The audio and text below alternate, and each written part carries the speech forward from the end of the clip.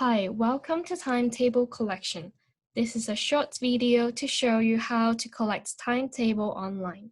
First, you log on to Student Portal. You can find the link here on the APC website apc.edu.au. On the portal, please enter your username and password to log in to your APC account. If you're a new student, please refer to your orientation email for your login details. If you're an existing student, the page will take you to timetable collection. If you're a new student, please make sure you complete online orientation, update your personal details, and verify your USI before collecting your timetable. The subjects have been pre-selected for you.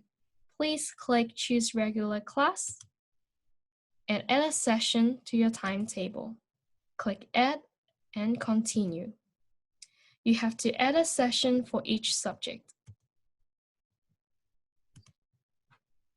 After that, you have to add your ICE session.